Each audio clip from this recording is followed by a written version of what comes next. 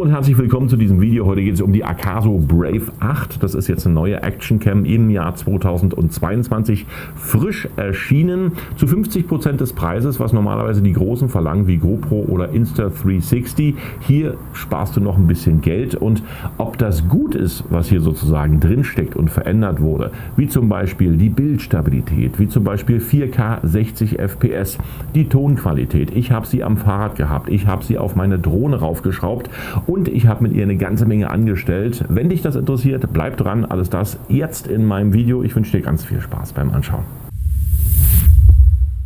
Als erstes möchte ich euch die Kamera mal vorstellen, und da gehen wir direkt mal in die technischen Daten hinein. Also Akaso Brave 8 und das Ganze dann mit 63 mm x 45 mm x 36,5 mm.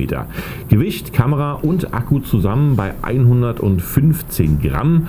Der Sensor ist ein halber Zoll CMOS Sensor, wieder aus dem Hause Sony. Videomodi hast du hier von 1080p mit 200 Bildern pro Sekunde bis hin zu 4K 60 FPS.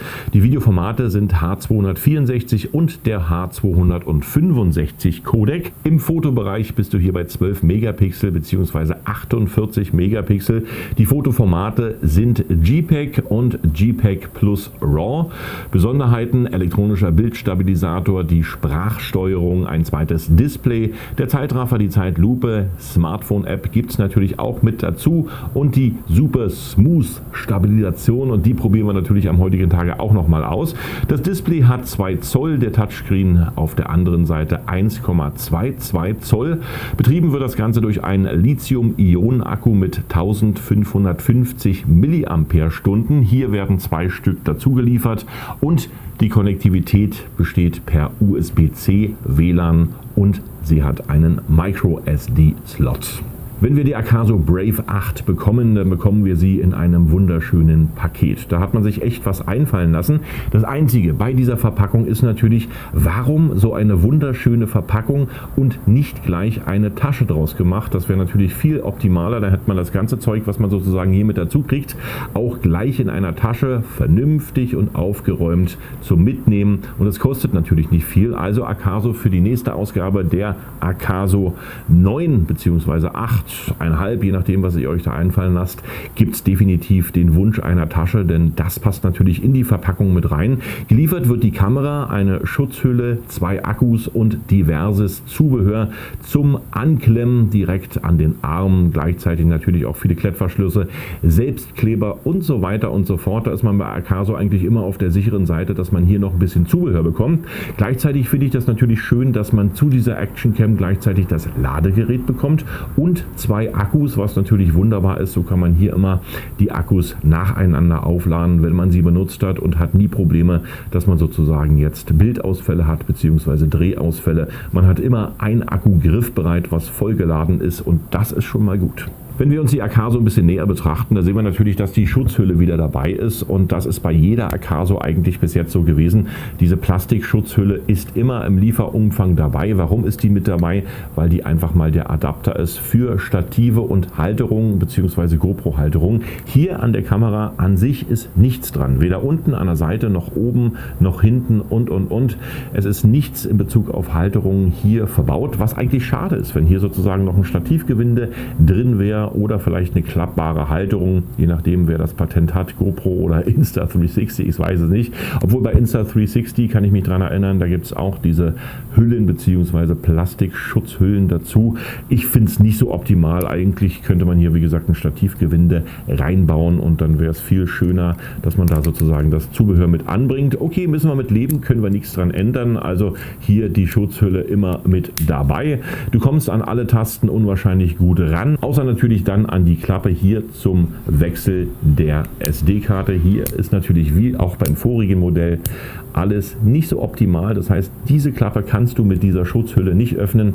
Da musst du dann einfach mal wieder die Kamera aus dieser Schutzhülle rausnehmen und gleichzeitig dann ganz langsam hier wieder die Klappe öffnen und dann kommst du auch ran. Also dann funktioniert es leider in dieser Schutzhülle wieder mal nicht. Müsste man auch beim nächsten Mal ein bisschen ändern. Das ist alles nicht so schlimm. Man muss da einfach nur wahrscheinlich im Design etwas ändern. Gut, das war der erste Eindruck. Ansonsten ist sie natürlich wertig verbaut. Die ist auch relativ kompakt und wirklich sehr gut von der Qualität verbaut. Hier wackelt nichts und hier klappert nichts.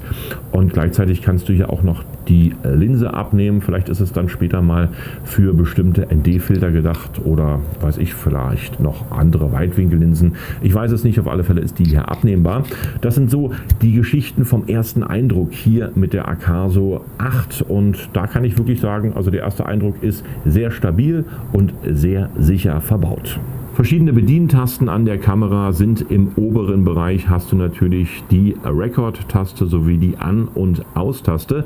Im seitlichen Bereich gibt es die M-Taste, hiermit schaltest du die Modi um, also Video, Foto und andere Geschichten, was du hier machen möchtest und natürlich auch gleichzeitig die Monitore, also du schaltest vom ersten Monitor vorn auf den hinteren um, beziehungsweise von den hinteren auf den vorderen. Seitlich auf der anderen Seite finden wir die Klappe für die Micro SD-Card und gleichzeitig noch den USB-C-Anschluss und was natürlich auch noch ein bisschen anders ist, ist, dass jetzt das Akku dieser Kamera nach unten gewandert ist, was ich gar nicht mal so schlecht finde und hier lässt sich die Klappe natürlich auch optimal öffnen. Du kannst das Akku total einfach wechseln, dann wieder aufladen, das nächste Akku rein. Also so vom Prinzip her die Handhabung und das äußere Design auch relativ kompakt und flüssig gestaltet, habe ich auch keine Mängel zu verzeichnen. Kommen wir zu den einzelnen Funktionen und hier streift man von oben nach unten auf dem hinteren Display und sieht erstmal die verschiedenen Einstelltasten wie WLAN, dann kannst du natürlich noch verschiedene Dinge korrigieren.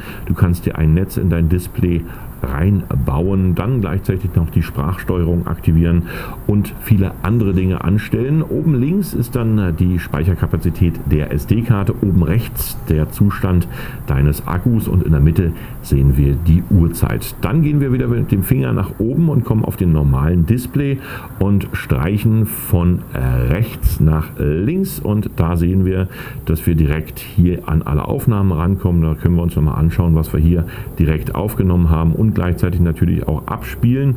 Und jetzt will ich natürlich mal wissen, ob da auch ein Lautsprecher drin ist. Ja, es ist auch ein Lautsprecher drin verbaut, also du kriegst auch noch den Ton komplett mit. Gut, dann von unten nach oben gestreift, da wird es dann schon ein bisschen komplizierter. Hier sehen wir verschiedene Videoeinstellungen, die du hier machen kannst. Die Auflösung kannst du dann von 1080 auf 4K 60 FPS nach oben drehen. Zwischendurch kommen natürlich noch viele andere Modi wie 2,7K, 1440p, 720p und. Also von den Videomodi gibt es auch eine ganze Menge Angebote, falls du mal nicht so viel Speicherkapazität zur Verfügung hast. Für 4K 30 oder 60 FPS gehst du einfach mal ein bisschen weiter runter, je nachdem, für was du das Material verwenden möchtest. Anti-Shake, den Super Smooth, den testen wir gleich mal am Fahrrad und natürlich auch beim Vloggen. Ich bin der Meinung, es ist ein guter Versuch, aber er ist noch nicht so optimal wie bei den großen. Nun muss man auch berechnen, dass man wieder die Hälfte bezahlt, aber wie gesagt, ihr könnt euch nachher gleich mal selber da überzeugen vom Super Smooth. Ansonsten natürlich noch viele andere manuelle Einstellmöglichkeiten wie Weißabgleich und Bildqualität und so weiter und so fort. Da könnt ihr euch wie gesagt austoben in diesen verschiedenen Videoeinstellungen. Jetzt swipen wir wieder von oben nach unten runter und swipen von links nach rechts und da sehen wir dann, dass wir sozusagen den Videomodus einstellen, Fotomodus einstellen können und so weiter und so fort. Jetzt geht es natürlich los bei diesen Einstellungen, da sieht man dann schon die komische Übersetzung. Teilweise sind hier die Sachen komisch übersetzt, zum Beispiel Bewegungsverzögerung, wüsste ich jetzt nicht so direkt auf den ersten Blick, was das ist. Das ist dann mit Slow Motion gemeint und anderen Geschichten. Also naja, die Übersetzung ist noch nicht so ganz frisch, aber ich bin schon mal froh, dass hier wirklich alles in Deutsch ist. Die Bedienungsanleitung hat deutsche Wörter und gleichzeitig kannst du das Menü dieser Kamera auch komplett in Deutsch einstellen, was sehr schön ist. Teilweise bei den anderen chinesischen Herstellern geht es ja dann nur auf Englisch und hier bist du wirklich komplett schon mit Deutsch dabei. Von der Bedienung her kannst du, wie gesagt, vieles hier einstellen, direkt am Display. Wer dazu eine Brille braucht, für den haben wir nachher noch die Möglichkeit, das Ganze per App in einem größeren Rahmen einzustellen. Da sieht man dann auch noch mehr mit der Acaso App, kommen wir natürlich auch noch später zu.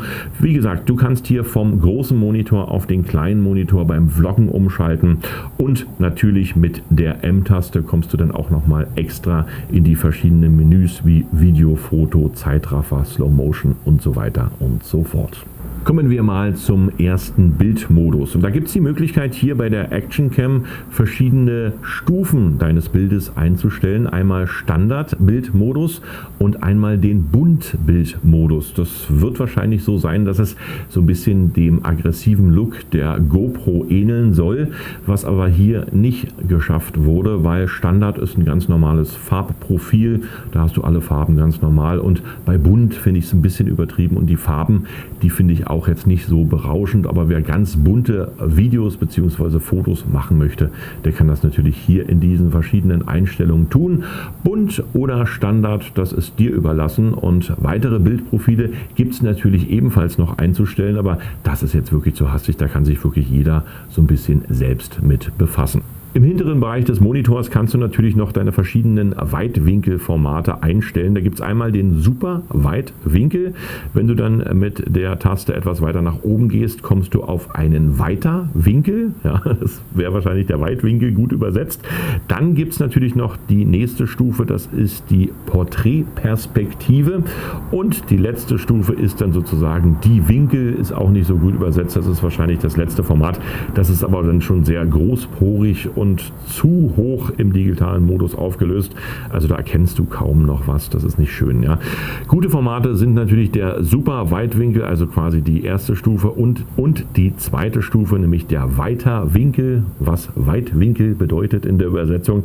Die beiden Einstellungen, die kann ich dir empfehlen. Alles andere zoomt zu sehr mit rein und da verpixelt dann die Kamera schon sehr stark. Also die ersten beiden Modi sind dann schon okay und beim Rest muss man halt mal schauen. Kommen wir zu den Fotos und hier kannst du natürlich auch noch Fotos mit schießen mit dieser Kamera.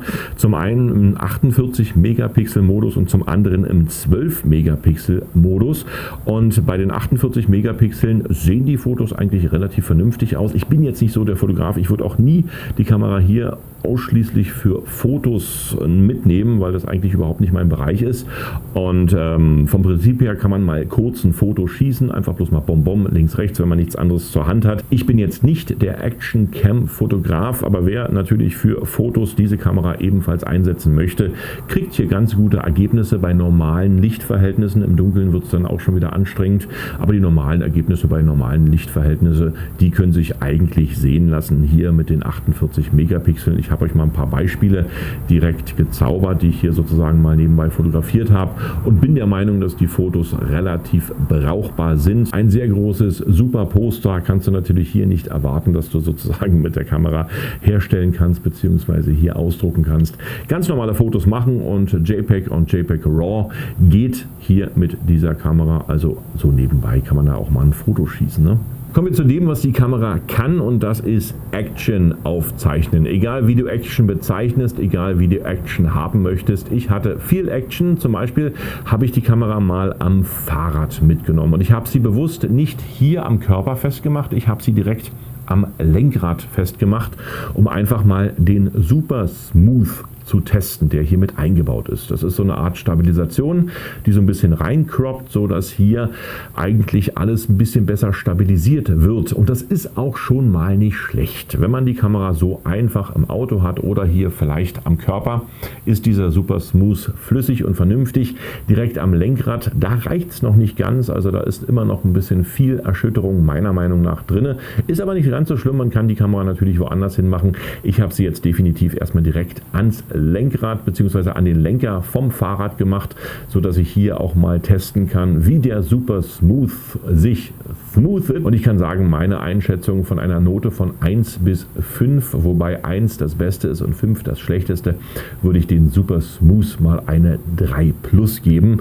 Und wenn man jetzt mal die anderen Smooth-Einstellungen von den großen Kameras kennt, dann weiß man, dass die natürlich deutlich besser sind. Aber wer es nicht so viel braucht, der ist hier ganz gut aufgehoben, denn die Bildqualität dieser Kamera ist hier für das Preis-Leistungs-Verhältnis wirklich sehr gut.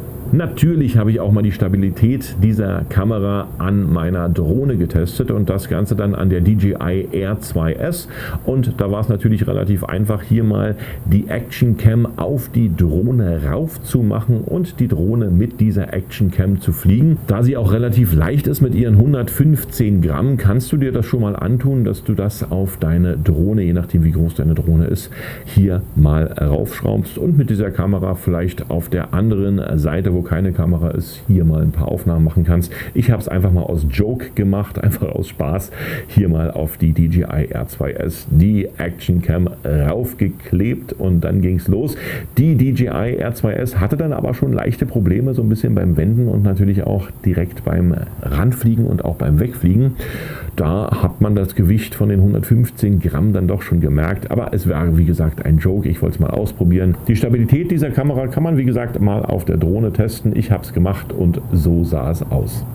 Jetzt sind wir natürlich bei 4K 60 FPS bei dem Problem, was ist hier mit Überhitzung bei dieser Kamera, und ich kann euch sagen, das ist gar nicht mal so schlimm. Also 4K 60 FPS, sie wird in diesem unteren Bereich dann sehr warm, aber in meinen Tests, also ich war meistens außen unterwegs, ist sie nicht ausgegangen. Das heißt, die wurde relativ warm, aber sie ging dann nicht aus, und wie es ist im Innenräumen, das kann ich euch nicht sagen. Ich habe die jetzt sozusagen irgendwie nicht drinnen verwandt, weil eine Actionkamera ist für mich eigentlich mehr draußen, und draußen ist sie mir nicht ausgegangen. Teilweise, wie gesagt, auf der Drohne waren es dann doch schon mal 15 bis 20 Minuten, wo sie durchgängig an war und auch durchgängig aufgenommen hat, und den Test hat sie eigentlich bestanden. Also da sind die Entwickler beim Wärmemanagement eigentlich relativ gut bei weggekommen. Hier ist mir, wie gesagt, nichts passiert in Sachen Überhitzung. Da kann man schon mal einen Daumen hoch machen. Slow Motion und Zeitraffer kann sie natürlich auch, und die Aufnahmen, die sehen wir jetzt direkt parallel zu meiner Moderation, und da gibt es eigentlich wirklich schon diesen Modus mit 1080p und 200 Bildern pro Sekunde, wo ich sage, den Modus, den kann man sich antun, ist zwar nur HD, aber HD mit 200 Bildern pro Sekunde sieht hier richtig gut aus. Das Ganze kannst du natürlich noch in verschiedenen Einstellungen weitermachen. Auch der Zeitraffer, der ist natürlich auch möglich. Hier hast du verschiedene Möglichkeiten, deine Zeitrafferstufen einzustellen. Das geht dann natürlich auch über die Qualität, und dann gibt es natürlich auch die Möglichkeit über HD 720p oder halt direkt in 4K. Und na gut, also wie gesagt, die Zeitrafferaufnahmen gefallen mir nicht so, aber Zeitlupe, das kann sich echt sehen lassen, und da kann man wirklich schon mal in HD hier gute Zeitlupen produzieren. Hier kann man auch noch mal verschiedene Modi einstellen, aber das führt zu weit, das könnt ihr euch wirklich selber mal ausprobieren. Ich finde die 200 Bilder pro Sekunde mit der HD-Auflösung für mich eigentlich optimal. Zum Thema Vlogging. Jetzt wird es interessant, weil natürlich auch der Ton wichtig ist, hier bei der Akaso 8, und da hat sich ganz schön was getan gegenüber der Akaso 7, denn die hatte ich mal im vorigen Jahr getestet und die war vom Ton her wirklich nicht brauchbar. Jetzt bei der Akaso 8 sieht das Ganze ein bisschen anders aus. Hört mal selbst rein. Jetzt sind wir natürlich auch mal unterwegs im Vlogging-Style mit der Akaso 8, und bei der Akaso 7 war das nicht so optimal mit dem Ton. Ich hoffe, dass bei der Akaso 8 jetzt alles besser wird. Ich höre es natürlich erst im Studio, jetzt erstmal der Tontest, wie es mit der Akaso 8 hier so aussieht im Vlogging-Style, denn man will ja auch mal vloggen und man will natürlich auch mal ein bisschen was erzählen, und so eine kleine Action-Cam ist natürlich ideal dafür. Also ich hoffe, dass der Ton funktioniert bei der Akaso Brave 8 und mich positiv überzeugt. Ich muss sagen, wenn der Ton nicht irgendwelche Nebengeräusche hat, ist der eigentlich brauchbar. Es ist natürlich jetzt kein Superton, aber zum Vloggen sieht man, dass der Ton wirklich ausreicht. Was natürlich hier wiederum sichtbar ist, ich bin im Smooth-Modus gewesen. Ich habe das extra zweimal überprüft. Ich finde, dass die Kamera in diesem Modus immer noch zu wackelig ist, und da geht aber nicht mehr zu machen. Schade eigentlich, weil ich hätte mir da wirklich eine relativ ruhige Kamera gewünscht. Gerade beim Vloggen brauchst du natürlich immer so ein bisschen Ruhe, und da hast du keine Lust jetzt extra nochmal deswegen einen Gimbal zu kaufen, der dir sozusagen die Kamera wiederum noch mehr stabilisiert. Da ist natürlich im Vlogging-Bereich beim Smooth-Modus nicht so das optimale Verhältnis, was ich mir gewünscht hätte. Macht aber nichts, man muss auch immer über den Preis debattieren, und das sind hier bei der Kamera rund 250 bzw. 270 Euro, je nachdem, was ihr für Angebote bekommt. Kommen wir natürlich zum Schluss nochmal dazu, aber vom Prinzip her, der Ton ist verwendbar. Der Super Smooth reicht mir eigentlich nicht aus. Ich hätte gern noch etwas ruhigere Aufnahmen. Einen kurzen Wassertest habe ich ebenfalls mal gemacht. Die Kamera ist bis zu 10 Meter wasserdicht und ja, vom Prinzip her kann man sie einfach mal mitnehmen, wenn man jetzt mal im Pool unterwegs sein sollte, beziehungsweise im Schwimmbad oder draußen im Wasser. Da macht sie eigentlich einen ganz guten Job. Klar, wenn das Meer beziehungsweise der Pool relativ dunkel ist, siehst du mit dieser Kamera auch nichts mehr. Aber sie ist halt wasserdicht, bis zu 10 Meter garantiert der Hersteller. Das reicht eigentlich schon für die meisten Anwendungen aus. Eine ganz interessante Geschichte ist natürlich, wenn du schon die Akaso als Actioncam hast, hier die 8 und eine Dashcam brauchst für dein Auto, dann nimm sie doch einfach auch als Dashcam. Mit einer großen Speicherkarte ist das hier sozusagen garantiert. Du kannst ja auch diesen Loop-Modus einstellen, dass sie dir sozusagen die Sachen aufnimmt und dann wieder von vorne anfängt. Also als Dashcam definitiv auch zu benutzen bei Tag. Bei Lowlight würde ich sie nicht empfehlen und bei Nacht ebenfalls nicht. Aber am Tag kannst du diese Kamera, wie gesagt, auch in dein Auto verbauen und als Dashcam nutzen. Ganz wichtig, wenn du die Kamera natürlich mit hast, sind auch die Akkulaufzeiten und hier bietet man mit dem größeren Akku jetzt längere Laufzeiten. Der Hersteller gibt an, bei 4K jetzt direkt 90 Minuten durchgängig aufnehmen zu können, was eigentlich eine gute Leistung ist. Ich habe das auch gemerkt, also das Akku hält relativ lange. Ich habe nie jetzt irgendwie 90 Minuten durchgängig aufgenommen, warum auch, und habe jetzt eigentlich dann bemerkt, dass die Kamera so im Durchschnitt, wenn du immer wieder an, aus, jetzt beim Fahrradfahren mal 10 Minuten mitlaufen lassen, dann wieder aus, dann wieder woanders an und, kommst du eigentlich über einen halben Tag mit einem Akku. Mit 2 Akkus, wenn du viel drehst, kannst du wirklich an einem Tag sehr viel schaffen und die Akkulaufzeit ist für das Preis-Leistungs-Verhältnis dieser Kamera und für die Bildqualität dieser Kamera bis zu 4K 60 FPS eigentlich normal und vernünftig, kann man nicht meckern. Bei 90 Minuten 4K, was der Hersteller angibt, das kommt auch ungefähr hin und einen halben Tag mit einem Akku und mit 2 Akkus dann einen ganzen Tag, das passt schon. Was gut ist, ist natürlich, dass auch die Akaso 8 eine App hat, die man sich im App Store runterladen kann. Das Ganze dann kostenlos. Aber man muss auch wieder beachten, dass man die App nur nutzen kann, wenn man sich bei Akaso mit seiner E-Mail registriert. Das muss sein, ansonsten kannst du diese App nicht benutzen. Und wenn wir so sehen, was wir mit dieser App alles machen können, dann ist das schon mal vernünftig. Ich mag die App. Es ist direkt schöner, hier in dieser App alle Einstellungen tätigen zu können, als direkt auf dem Display der Kamera. Das finde ich ein bisschen klein, das ist aber dann Betrachtungssache. Und du hast natürlich viele Möglichkeiten, hier auch deine verschiedenen Modi einzustellen, wie Video, Zeitraffer und alle anderen Dinge im unteren Bereich. Wichtig ist natürlich auch, dass du dir die Übersetzung so ein bisschen denkst. Das ist nicht alles immer korrekt übersetzt, aber du kannst zwischen Video und Foto umschalten. Du kannst die Aufnahme hier steuern. Du kannst alle möglichen Videomodi hier einstellen. Du kannst die Fotomodi hier einstellen. Du kannst die Grundeinstellungen machen in allen verschiedenen Möglichkeiten, die hier das Menü dir bietet. Die Versionsnummern kannst du natürlich auch dann ziehen. Wenn du die Kamera kaufst, dann gibt es erstmal von Akaso ein neues Update. Das heißt praktisch, die App wird angemacht und schon zeigt er dir ein Update, was er dann sozusagen erstmal in die Kamera installiert. Die Bedienung ist sehr einfach. Die Kamera wird manchmal von der App nicht erkannt. Dann einfach nochmal die App ausmachen und die Kamera wieder anmachen und die App wieder anmachen und darauf aufpassen, dass natürlich das WLAN-Symbol auf der hinteren Seite der Kamera aktiviert ist. Das müsst ihr natürlich machen, sonst findet euer Telefon die Kamera nicht. Ansonsten ist die App für meine Verhältnisse sehr aufgeräumt, sehr übersichtlich, sehr vernünftig gestaltet. Du kannst alles einstellen. Du kannst die Kamera komplett mit dieser App steuern. Siehst auch im Display sehr, sehr gut. So kannst du auch mal ins Querformat gehen und eine größere Bildansicht dir darstellen lassen. Die Verzögerung ist nicht allzu schlimm. Man kann da wirklich mitarbeiten. Also von der App her kann ich ebenfalls nicht meckern. Die ist echt gut gelungen, wenn sie dich dann mit der Kamera verbindet. Mein Fazit zur Akaso Brave 8. Hier ist eine ganze Menge passiert. Man hat einige Sachen wirklich besser gemacht. Die Bildqualität ist für das Preis-Leistungs-Verhältnis optimal. Da kann man jetzt nicht meckern. Die Tonqualität ist normal ausreichend, ja, würde ich sagen. Es kann besser gehen. Dann natürlich die Bedienung sehr vernünftig, außer dass man hier es nicht mehr geschafft hat, endlich mal diesen Fehler zu beseitigen, dass man hier die MicroSD-Karte aus dem Fach mit einer Pinzette oder irgendwie anderen Dingen raushebeln muss. Also das geht nie irgendwie relativ einfach. Das war schon bei der Akaso Brave 7 so. Hier hat man dann die Möglichkeit, die Karte rauszunehmen. Der Vorführeffekt besagt natürlich, dass jetzt alles wunderbar funktioniert hat, aber manchmal hat man die echten Probleme, die MicroSD-Karte aus dem Fach rauszunehmen. Da kann man vielleicht auch noch ein bisschen was anders machen. Von der Bedienung her an sich, von der Stabilität her an sich, kann ich nicht meckern, die lässt sich gut bedienen. Die Bildqualität, habe ich ja schon gesagt, ist einfach mal vernünftig, und auch wenn du verschiedene Modi einstellst, wie Zeitraffer, Zeitlupe, das funktioniert alles. Bei mir hat sie am Fahrrad funktioniert und bei mir hat sie natürlich auch auf der Drohne funktioniert, und für andere Einstellungen wie Vloggen würde ich sie nicht benutzen, weil die Tonqualität und natürlich auch der Super Smooth einfach noch nicht passen.